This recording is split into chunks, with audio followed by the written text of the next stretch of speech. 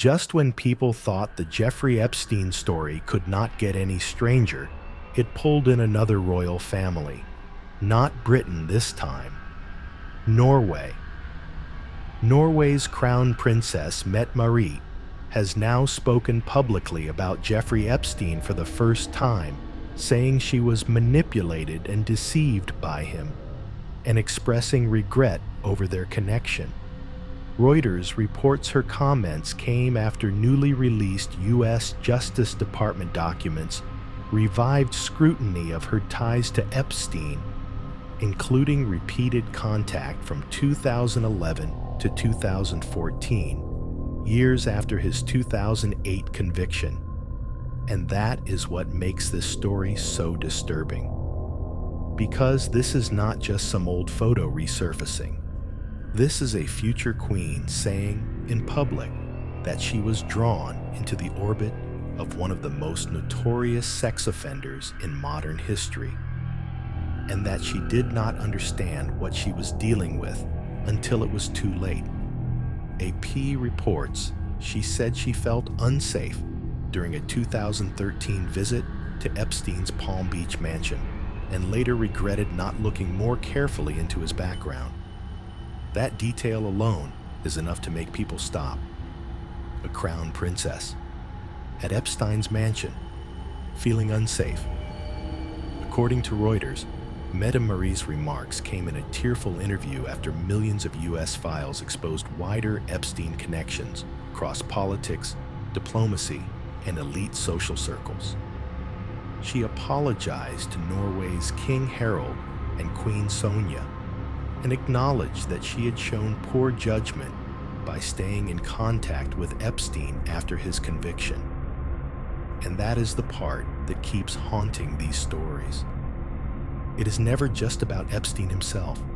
It is about how far his reach went, how many powerful, wealthy, or high-status people ended up in his orbit, and how often the explanation is some version of, "I didn't know who he really was."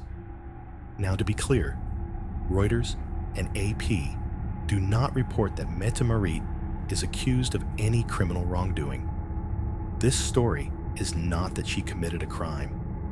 The story is that a royal figure is publicly admitting she was manipulated by Epstein, and that the connection has become serious enough to damage confidence in Norway's monarchy.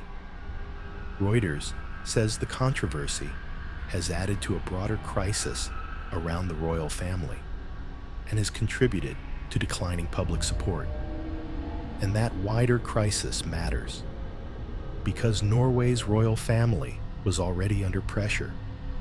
Reuters reports Mette-Marit has been dealing with chronic lung illness, while her son, Marius Borg Høiby, is separately on trial in a criminal case that has intensified scrutiny around the household.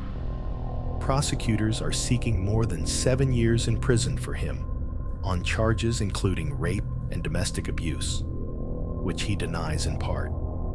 So now, this becomes more than just an Epstein update. It becomes a story about a royal institution taking hit after hit, while one of the darkest scandals in recent memory reaches deeper into elite circles than people thought.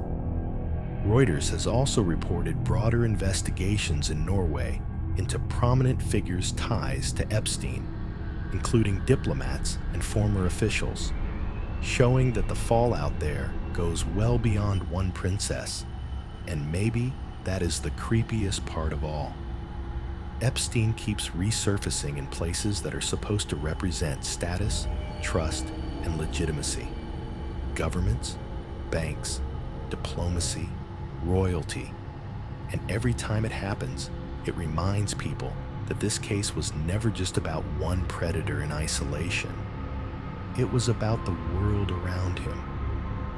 That's an inference from the repeated pattern in the reporting, not a proven legal conclusion, but it's exactly why these revelations keep hitting so hard.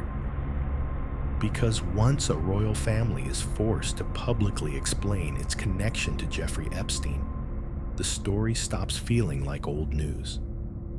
it starts feeling like something that is still spreading. And that is why this one matters. Not because it proves some brand new crime, but because it shows, again, how Epstein's network keeps reaching into powerful spaces years after his death, and how even now, people are still trying to explain why they let him in.